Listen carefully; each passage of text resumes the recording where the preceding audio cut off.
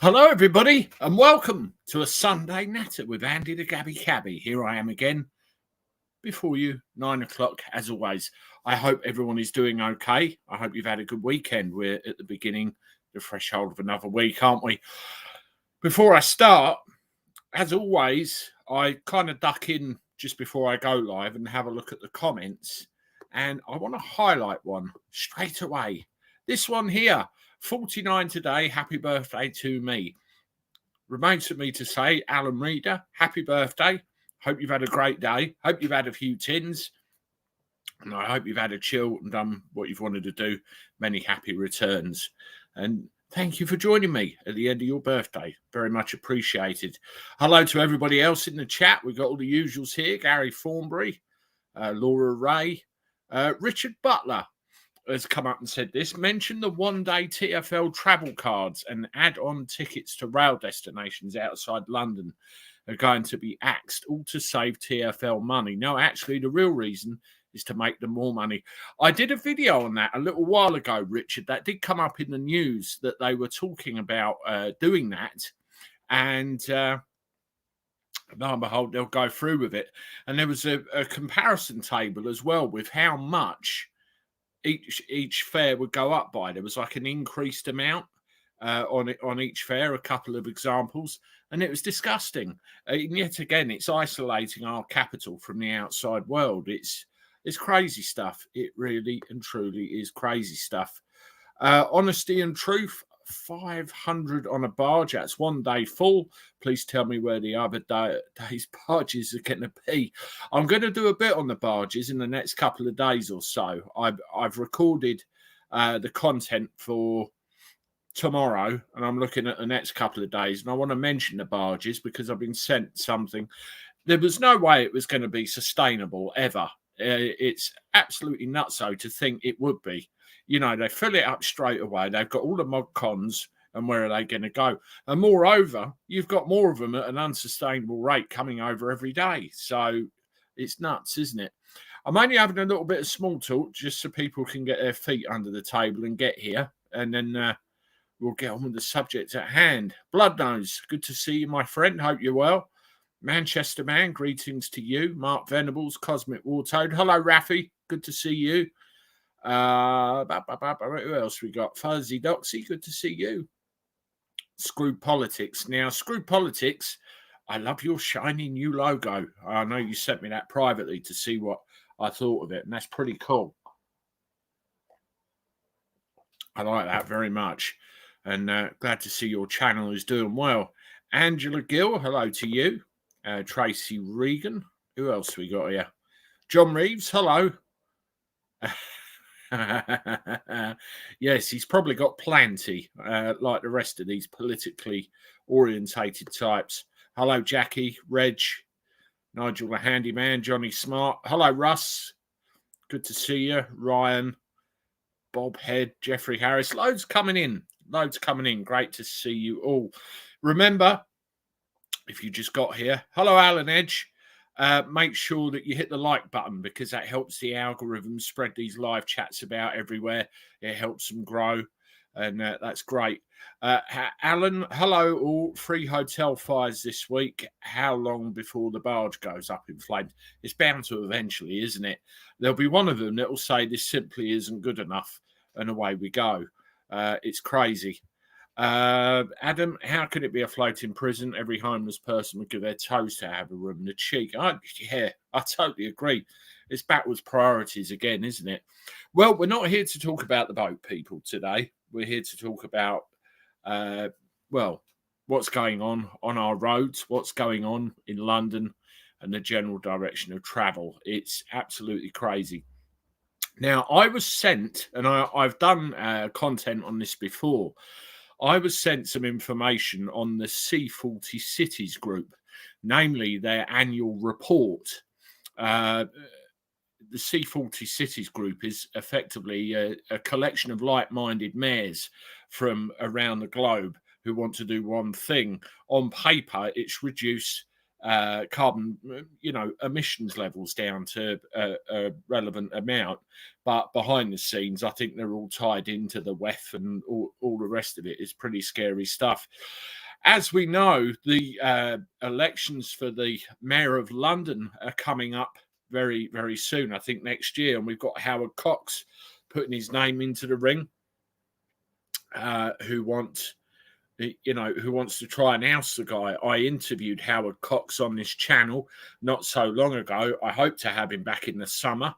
Well, we're in the summer, but let's see what happens. Whether that transpires or not, we will see.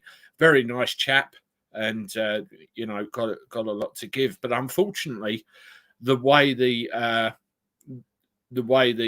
political system works in this country, I don't know. I really don't know. Screw politics. Thanks, Andy. I have a special announcement I'd like to share here with your viewers watching in chat first in regards to my channel. My way of saying thanks for your amazing support. Will you type it, Screwed, and I will put it up. That's definite. I'll do that. Now, I happened across another tweet. I nearly said teat. What have I got on the mind? Yeah, I'll have a drink. You notice I'm on the healthy stuff tonight. Oh, dear. Right. Yeah, I was sent a tweet through to do with Khan and to do with something that happened when he was being quizzed in one of these London Assembly type jobbies. I'll just share it on the screen and we can have a look together. There we go.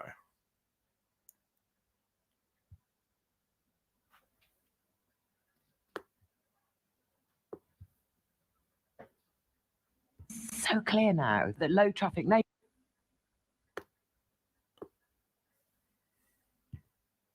Right, now this lady is all for low traffic neighbourhoods, all for ridding the streets of the cars, all for everything to make life as difficult as possible, all in the justification for God knows what. Now, I'm going to put her full screen and see what you reckon. I'm more interested in what Sadiq Khan has to say.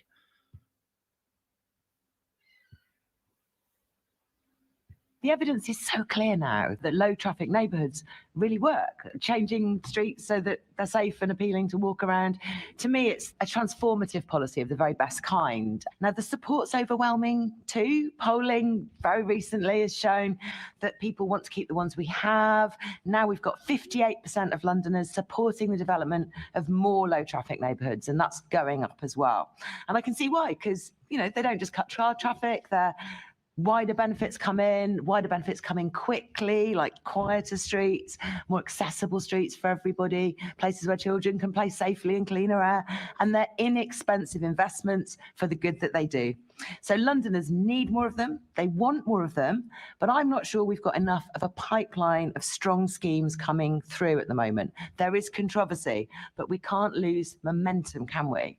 So would you agree that London needs hundreds more low traffic neighbourhood schemes? And are you offering enough support, both practical and moral support, given the importance and urgency of this work? The problem is obviously funding. Our problem has been the lack of certainty from the government in relation to funding. We've got no funding from the government for capital next year. We support councils through the LIP process that I've said. I'm just wondering if you're leaving too much of the work up to councils and campaigners to do. If I look on the TfL website or the GLA website, there isn't a page making the case for low traffic neighbourhoods. Quite honestly, people like campaigns like Possible, people like Living Streets, they're doing a lot of your work in terms of communications here. When's the last time you went to a low traffic neighbourhood to be photographed there and really be a champion of these schemes? I'm a bit nervous as of being photographed because one of the people standing against me to be the mayor criticizes me for being photographed too much. Well, I mean, I'm asking you to show political courage. This is the whole point.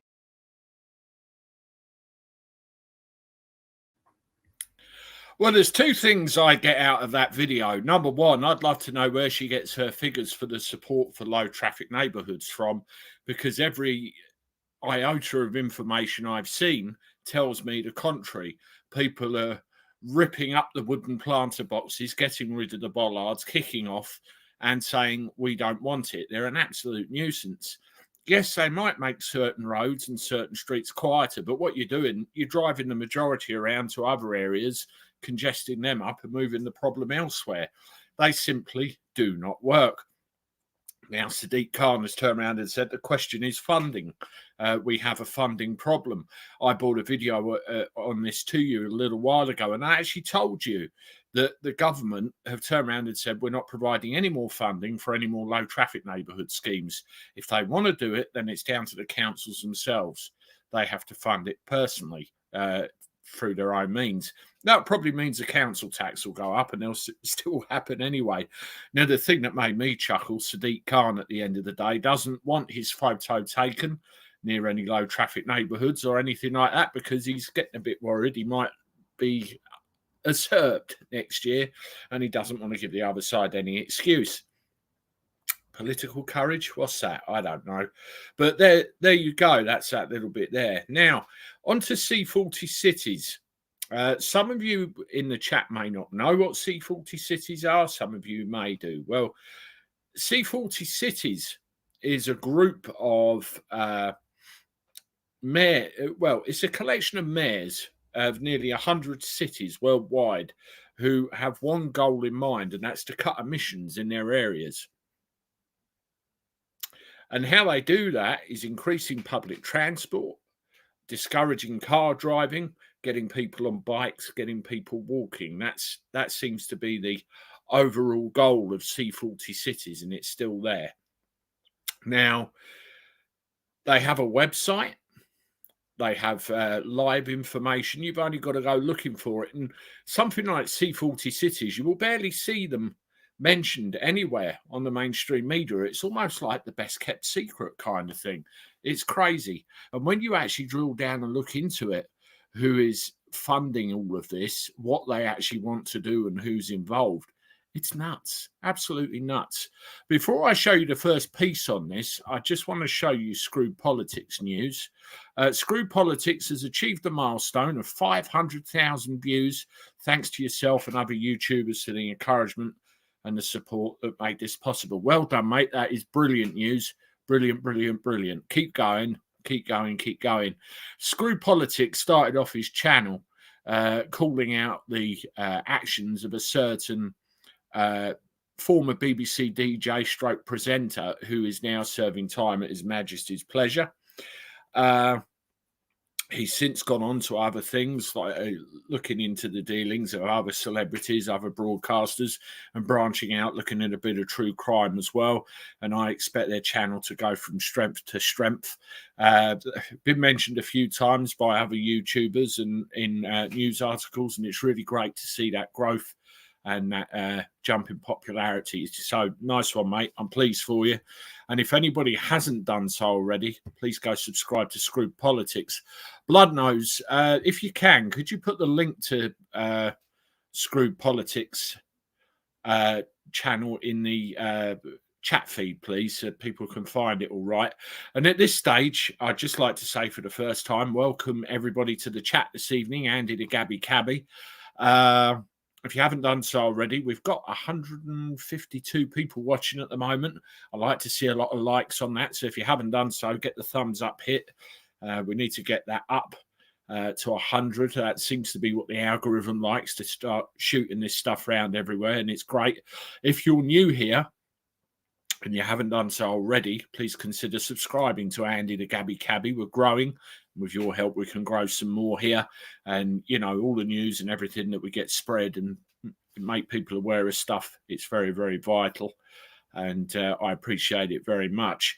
David L, hello Andy, you're looking good, mate. Thank you very much, David. Good to see you here. Thanks very much, and you're welcome. Screw Politics, you're welcome. Right, C40 Cities, as I said, it's an organisation of mayors throughout the world. Who want to, well, get rid of the cars, I suppose, is one way of putting it. Have a look at this publicity video here, and this will show you at least their version of what they're about.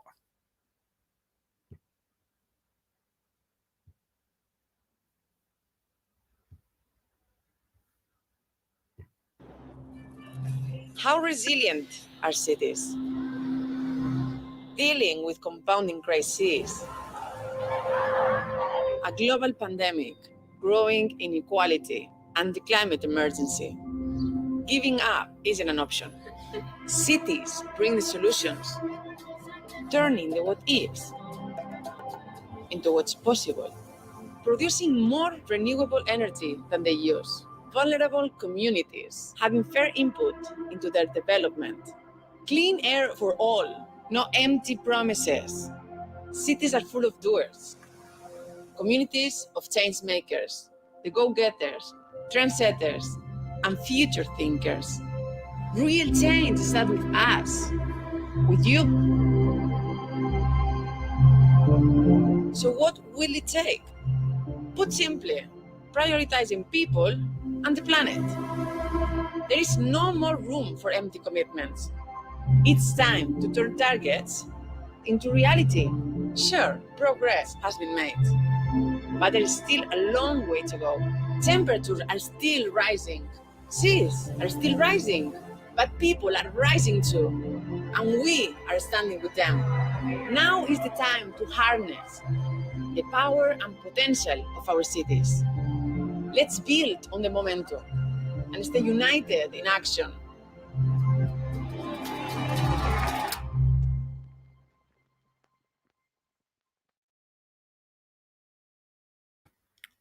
So that is the public-facing video of what C40 Cities is all about. You can find that on YouTube. You can find that on their website. You can find that anywhere. Just a simple Google search. And they're going along the tack of, as Michael Hancock says, very, very succinctly there, simple scaremongering. They're just taking any event worldwide and using it and twisting it for their means. It's global warming and all the rest of it.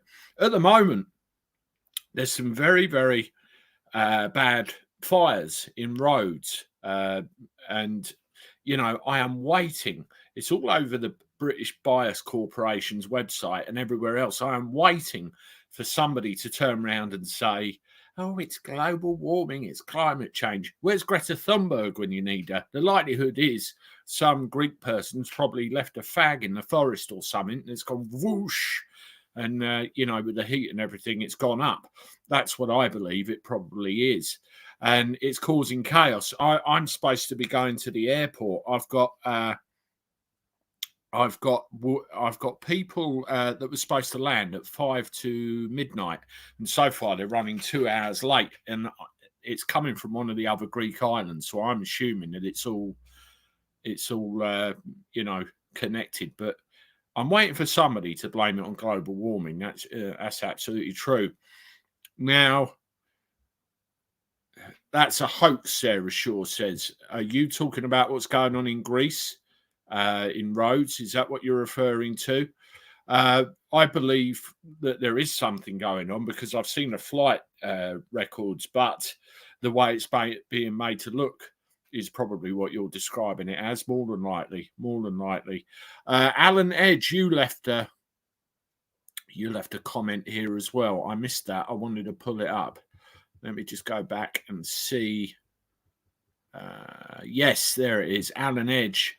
Net zero, India and China, absolutely spot on. We are being penalised and we are being pushed into the mud and being made to swallow all this net zero nonsense. And we are by no means the biggest polluter in the world. There are two of the biggest culprits right there.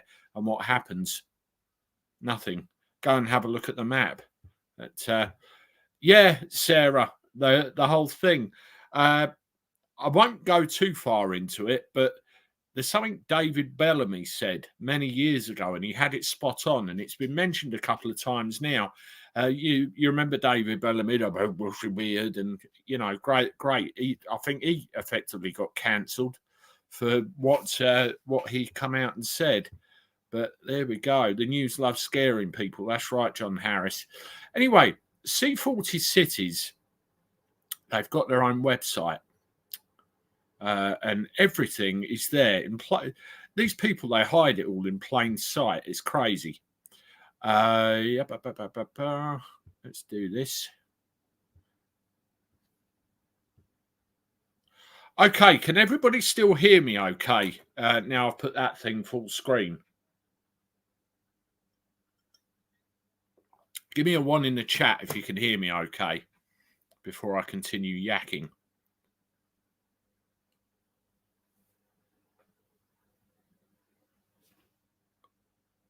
Yeah, Lovey Bellamy was cancelled. Absolutely. Adam can hear me. Everyone can hear me. Absolutely brilliant. Okay.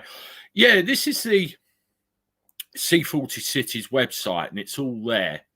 Now, what I'm interested in is a couple of areas. They come under who we are: leadership, funders, and partners. Now, we already know who the leadership is or what they are, but it's the leadership, the C40 chair. Lo and behold, there you go. Now, this very picture and this very website would explain an awful lot indeed. As the elected leader of the C40 organisation, the chair plays a key role in raising the bar on climate ambition around the world, advocating for the role of cities in addressing the climate crisis. Sadiq Khan. So he very much needs to see through everything he's trying to push, ULEZ and everything else. Otherwise, in the position he's in, he's going to be made to look very stupid indeed, isn't he? Very stupid indeed. Now, there's a lot of stuff in the papers at the moment where Keir Starmer and Sadiq Khan don't seem to be seeing eye to eye over ULEZ. I believe it's a big smokescreen. I believe it's utter bullshit, to be honest. And I believe it's all nudging the paper mile we all know is coming down the line and kind of slowly manoeuvring it into place. That's where we're going with this. That's what I believe. Sarah Shaw, it's all Agenda 21 book. I have had that book, 179 countries signed off on it, 1992 in Rio de Janeiro. This is a real plan, no conspiracy. Khan is higher up the elitist poll than you can imagine. Yeah, I've got sent a little webpage description the other day as well about it. But let's have a look at the rest of this, shall we? Now, we've got Sadiq Khan as the chair. Now, if we have a look at the steering committee, Sadiq Khan again, Governor Robert Manby, Mayor Katie Gallego from the US, and Hidalgo from France. All mayors of different countries all over the world, including Japan, Argentina, Colombia, South Korea, Canada, Italy, Hong Kong. A lot of these are faces you would have probably seen at some point in time when you've been reading the news or looking up about stuff. It's really, really quite freaky how it all goes together. And if we have a look at board of directors, we'll look at that next. Well, it is Bloomberg, and if you recall in the news fairly recently, there was some kind of big deal between Bloomberg and Sadiq Khan. They got together and announced something in lockstep, and I saw that and I thought, yeah, okay. Anther Williams, Jesper Nygaard, Justin Johnson, Bruce Lindsay.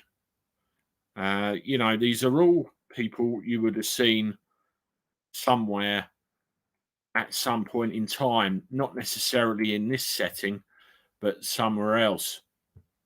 Now, one of the things that makes me laugh, and I'll show you in a minute, is how this stuff is funded. Where's the money coming from?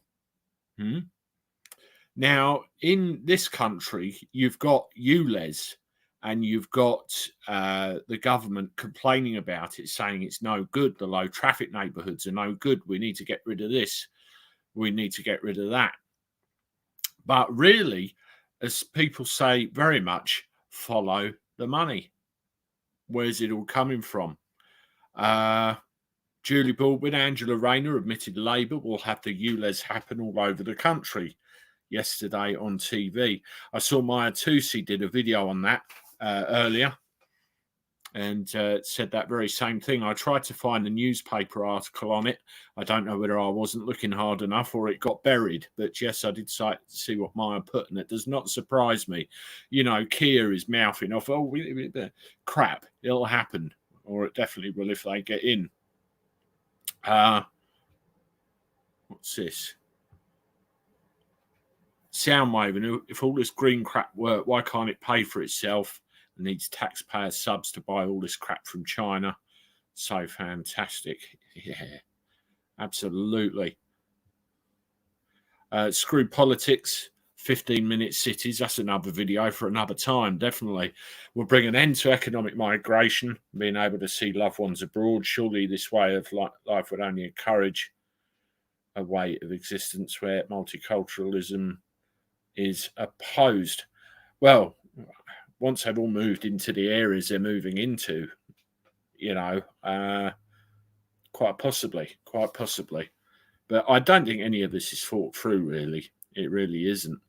Now, funding. Follow the money. Who's paying for all this stuff? Now, if I put the thing back on, at the stream, funding and partners. This is off the C40's website again. Strategic partners, Bloomberg Philanthropies, Children's Investment Fund, Real Dania. Now, the major funders is an eye-opener. ARUP, BMU, the UK government. C40 is supported by the UK government through the Foreign, Commonwealth and Development Office. It's committed to advancing development progress worldwide through a diverse range of partnerships which aim to reduce poverty and tackle climate change and other root causes of global crisis. So whenever you see the government actually mouthing this off, just step back and think twice about how they really are involved. And, you know, where's the money going? We've got Ministry of Foreign Affairs in Denmark, Clean Air Fund, naturally, Climate Works Foundation, Global Environment Facility, Grundfos Foundation. And then we get into other names, household names that we know, IKEA, Hewlett Foundation, L'Oreal, Oak Foundation. You can imagine IKEA making little wooden put-me-up desks for all of these units, Open Societies, Porticus, FedEx, Climate. It's all there, even Google.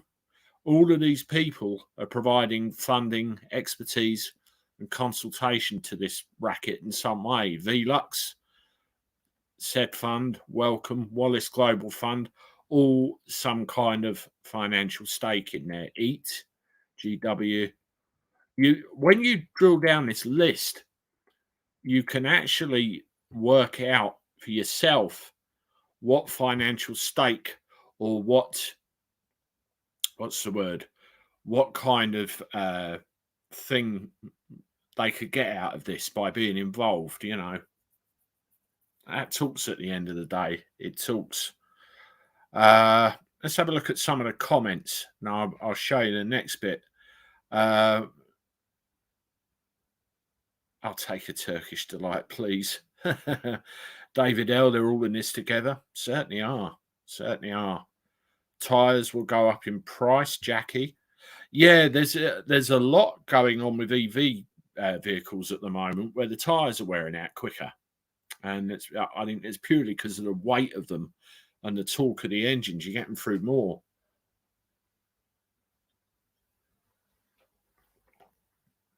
Orange and pineapple squash, very nice.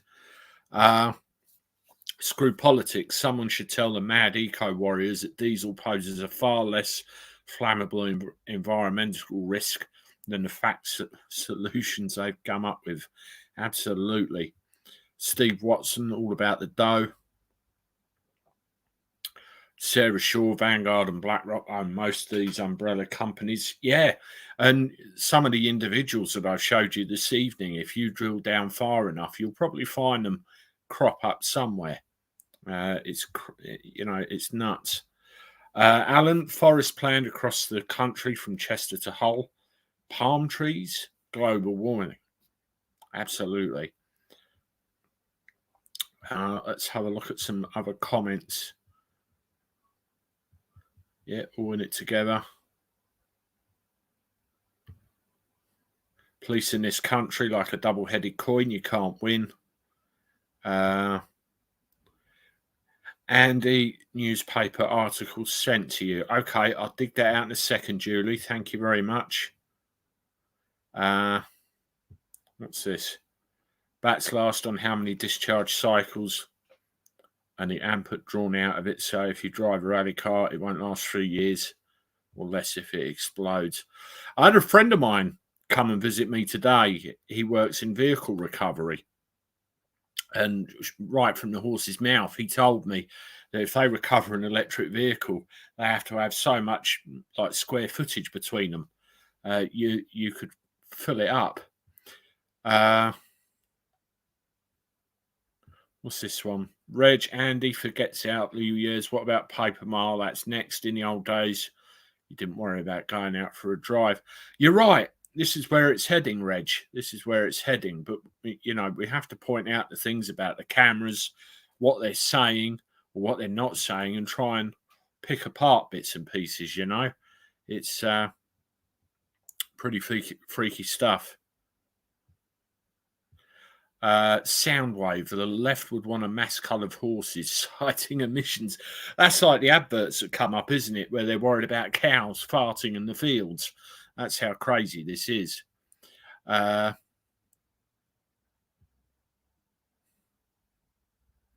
ULEZ Conservative Party. Absolutely.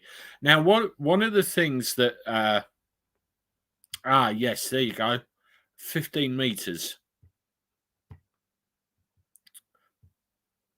15 metres between cars for storage of EVs. That's right. One of the things my roadside recovery buddy told me today as well is how they have to deal with fires with regard to putting them out in electric vehicles. He said what they do, they get great big storage containers which can get a car in and get them watertight. And what they do, they put the car with the electric battery in the container, and then they've already sprayed it and doused it down and everything, and they submerge the whole thing in a big vat of water and leave it there for about 24 hours. He said it's the only way they can deal with it, because with the lithium in the batteries, they just keep burning and burning and burning and burning. It's nuts stuff. And the technology just isn't there to deal with any of this. Right, yes. C40 cities. Now, what they do, let me just line up the next thing. Every year, they produce an annual report of their actual activities. Now, there's 3 of these that have come out so far. They seem to be released on a little bit of a time lag. So the annual report for 2023 will probably be out at some point very soon, I'm sure. Andy, yes, you're correct, mate. Lucy Wallace, hello. Sorry I'm late. You're here, Lucy. That's the main thing. Good to see you. Can you imagine being on the Eurostar if a fire breaks out? Christ, that beggars belief, doesn't it? Right. So let's have a look at this.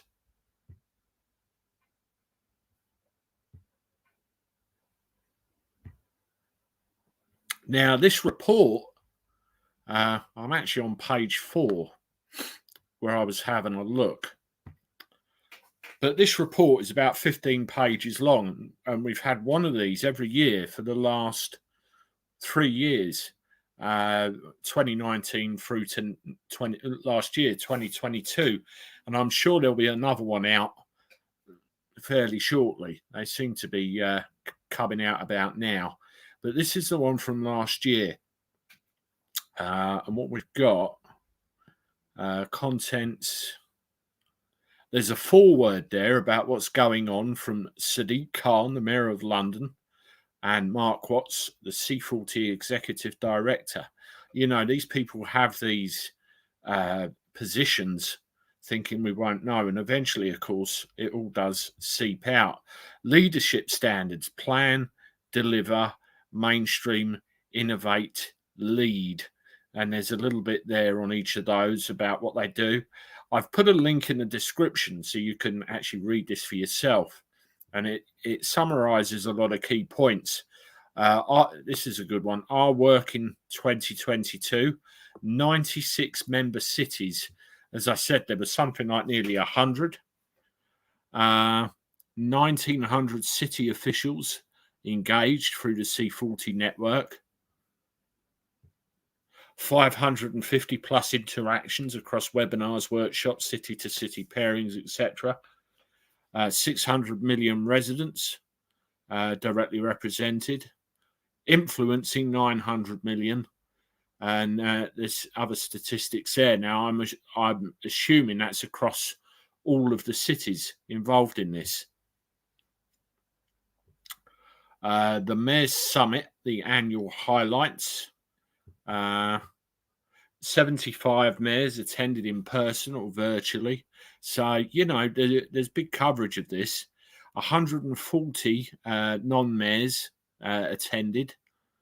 Sorry, non-C40 city mayors attended. Youth climate leaders. Now, this is what worries me about all of this. It worries me about the education in our schools. It worries me about what our young are actually being taught, and where do we stop this madness? You know, are our young going to get indoctrinated into this thing that's going on? You know, let me know what you think in the comments. 300 plus business representatives, philanthropists, campaigners, scientists, and residents. 1.5 million live stream views across 35 countries. So it's a big thing that got, you know, put out there. Leadership standards. This is a little bit more detail. Cities plan to keep global heating under 1.5 degrees. Cities deliver to half C40 overall emissions by 2030. I think the biggest thing there is the cars. I truly do. There's some more information here.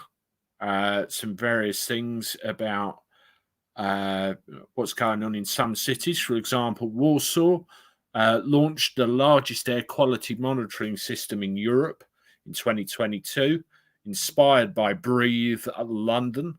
Breathe Warsaw will leverage a new network made up of 165 monitors to develop a comprehensive air quality database.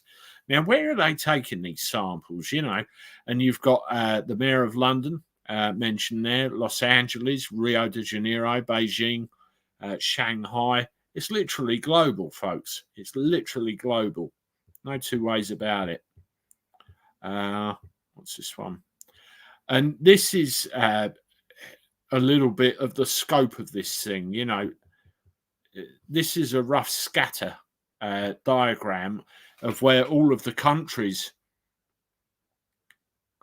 are actually in this thing. It's crazy. Screw politics. I'm just about to have a look. Give me a second.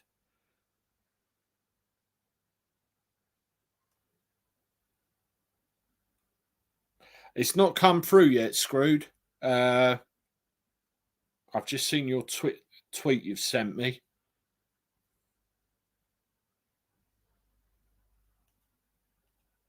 It might still be coming through. But yes, this is a rough scattergram about how far through this goes. The next one, supporting cities to access green finance. More information there. And again, where's this funding coming from? You look at the main website and all that information's there on it. Cities innovate to take action and address emissions. You can see them all there. Look in that picture. Page 12. using evidence and data to drive change. What evidence? What data? Where's it coming from? Now, this is quite telling. A little bit more information on the governance of this thing through Africa, Central East Asia, East Southeast Asia and Oceania, Europe, Latin America, North America, South and West Asia. Some faces there you may or may not be familiar with, including our very own Sadiq Khan. The last one there, funding and partnerships. Total income for 2022, $56.5 million nearly. Total staff members, 314. Current expenditure on supporting cities in the Global South, 67%. And you've got a big list of funding partners there. And there's some others that have come up as well. American Express, Boogaboo, the Climate Change Collaboration, Methane Hub, Oslo, Active Philanthropy, loads and loads and loads there to see. Now, that is so, what's the word? So detailed on there with regard to what's going on, who's funding it, what's going on with it, and everything else. It is really, really crazy. I've just had a couple of messages through, which I'll put through to people in just a second. I'll just reply here. Thank you for joining me this evening, everybody. If you haven't done so already, please hit the like button. That's what helps the algorithm get everything through and gets everything shared about, especially information like this, which is quite important. Oh, yeah. I've got it now, Scrooge. Thank you very much. If you're just tuning in for the first time, please make sure you subscribe as well to Andy the Gabby Cabby. Completely free to do, no obligation whatsoever. And we try and have one of these chats every single Sunday when we can. Now, I'm just going to pull up another couple of things.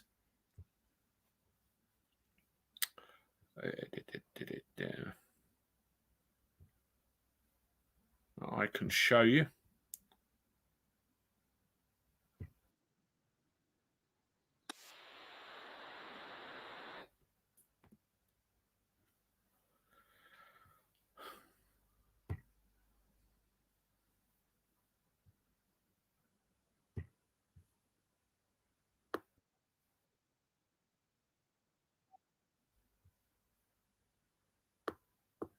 Right, that's loaded up. Bear with me.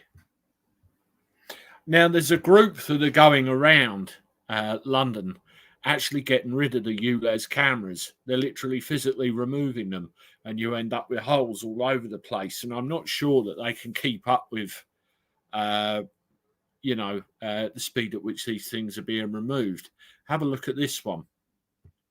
Video file.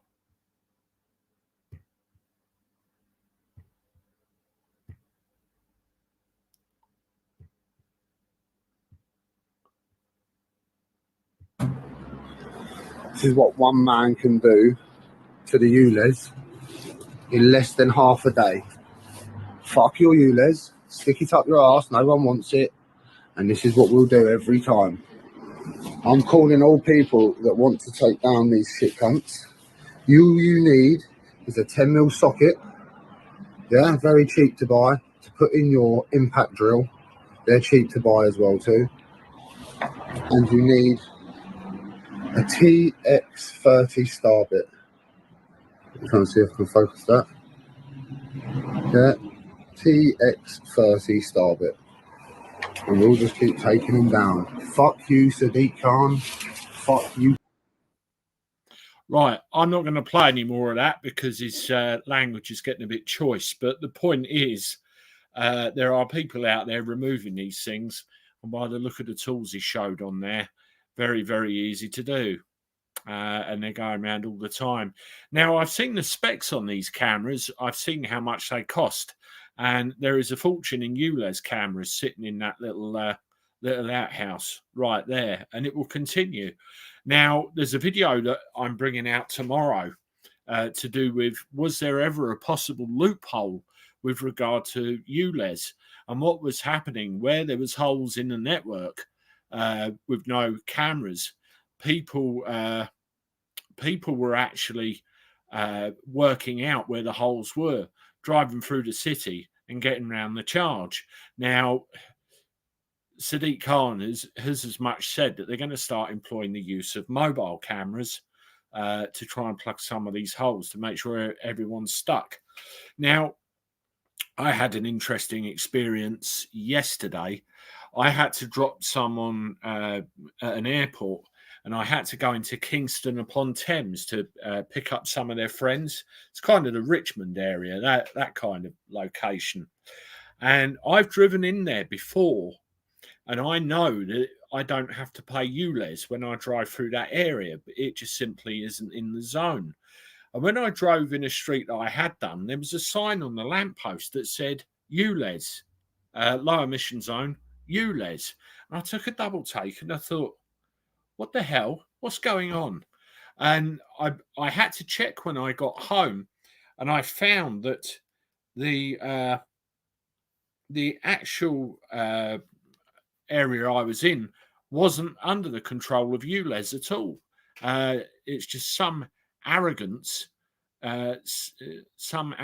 involved. They were still putting the signs up on the assumption that all this was still going to go ahead. It really is nuts. And I wonder how many people like me would just pay the £12.50 to, just to make sure they don't get fined, and how much revenue is raised like that. Now, if they have their way, there'll be ULEZ all over the country. I was sent this article, which we'll go through now. Share screen. And Maya Tusi, I'll give him another shout out. I actually made people aware of this earlier today.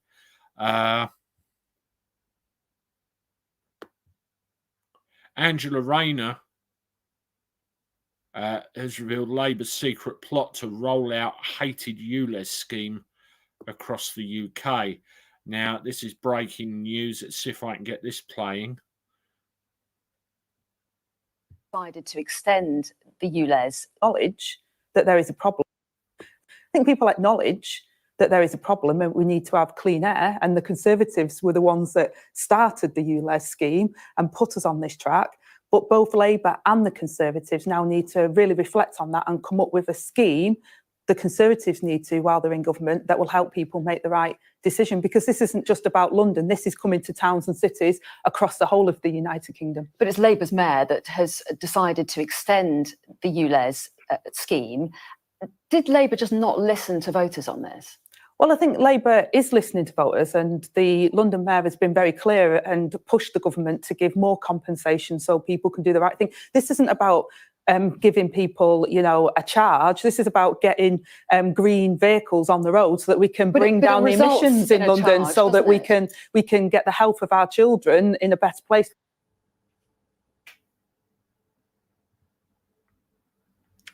You heard her. She said it. This is coming to every place in the UK.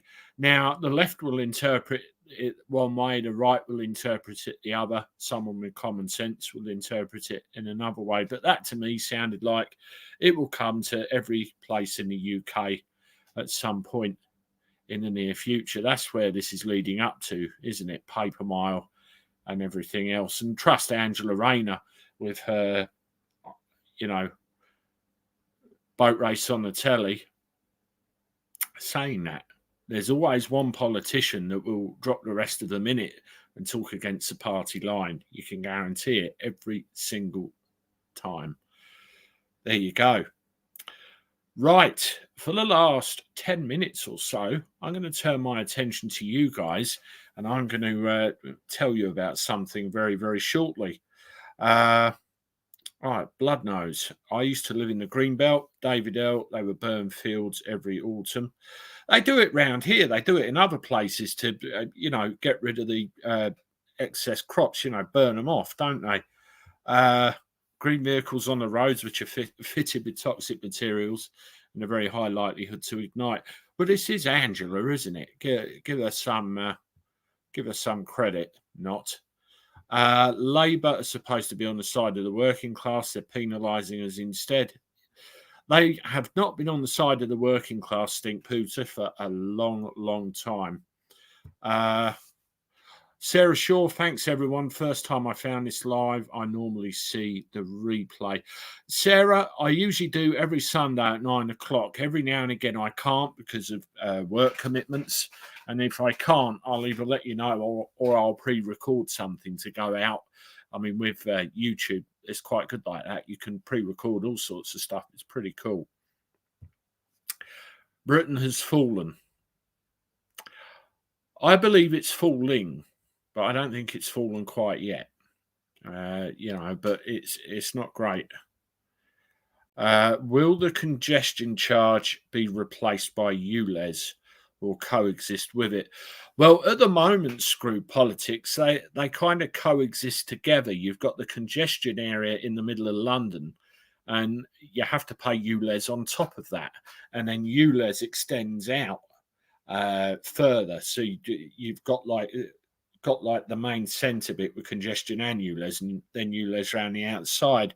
And one of the excuses they're using to unify it, have the one charging scheme, is to simplify matters. Now, what will happen eventually, and what it's looking like, you will just have no congestion, no ULEZ. It will just be a simple pay per mile, pay to drive scheme with some kind of app which tracks you and you pay and everything else. That's where all this is heading. And, unless somebody can come in and stop it, we've got a lot of problem. One thing at the moment I've got, I'm running people to Heathrow fairly regularly. And under the proposed expansion for the ULEZ, Heathrow will then come into it, the Hayes area, and all up that way, will all be in the ULEZ scheme. What chance you got, hey? 1984, John Harris, you're dead right. That's where it's all going. I mean, I'm bringing out another video tomorrow to do with the Investigatory Powers Act, all to do with, the powers the government have to sneak in and have a look at this. And it's quite worrying, some of the stuff they're setting up, really. I don't know quite where it's going. Oxfordshire man, do you think there's a future for us taxi drivers? I drop at Heathrow at least 20 times a week. At least in the short term, I think it will be okay, but it'll be a case of having to pass the ULEZ costs on to the customer.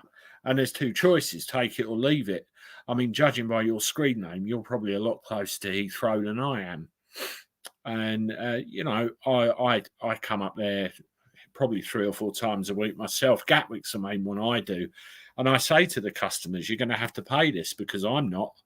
And, they've been pretty accepting, although I know they're not very impressed with it. Swindon, okay.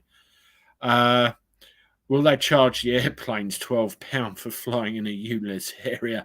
Very valid point, isn't it? I mean, I was up Heathrow yesterday. Tad the Lad, evening, Andy. Hello, Tad the Lad. Good to see you. I was up Heathrow yesterday, and there's a road which runs right down the edge of the runway. And I dropped some people off on the Bath Road at the Marriott Hotel. And I came down, I turned right at the lights onto this road that goes by the side of the runway, because it runs all the way back up to Terminal 5. And then you can get up there, back onto the M25 and away home. And I got there and there was this Virgin plane on the runway ready to take off. And literally the guy put the throttles up and you could feel the blast from the engine coming my way. Yeah, bloody hell. £12.50 for that, I do wonder. Oxfordshire man, I was at Gatwick at 4 o'clock this morning. I'm heading up there tonight. I was supposed to be there. It was supposed to be a case of finish this live and just go straight away. But there's a delay at the moment. And while we've been live, the customers text me and said, we're just boarding. Now, if I check the flight now, Yeah, scheduled departure 21:50, estimated departure midnight 10. So that's a hell of a delay. They're probably not going to get back here till about 2 o'clock in the morning. They're coming from the Greek islands, and we know there's obviously a bit of trouble over there at the moment. Honestly, Andy, wow. I'm at Gatwick all the time. I know you are, Nigel. Absolutely. David L., you're a grafter, mate. Well, I've got tomorrow off, thankfully, so I'll have a bit of a lie-in in the morning. I was here today, got the videos done for you for tomorrow. They're all up. They'll all be running. And obviously got this live now and then off tomorrow. There's been 3 minibus jobs in today. I did one in the night. One of my drivers did one during the day, and then I'll do the evening one this evening. Breaks it up a bit. 4-hour flight. Thanks, Alan. I think that midnight they actually state is the time over there. So I'm expecting them to land probably 2 o'clock in the morning, something like that. But yeah, it's not ideal. Not ideal. Get the pitchforks out. Absolutely. Feet up, mate. David L says, yeah, I'm going to for a bit after we finish here. That's for sure. Alan Bones, stop moaning, everyone. You will get to vote soon for alternatives to stop this nonsense from both Cons, Labour, Try Voting Reform UK and Reclaim, now aligned in Heritage UKIP or Britain First. You know what? You're absolutely right. All the while these, tossers get in every single time, we're stuck with the same old, aren't we? But what do you do?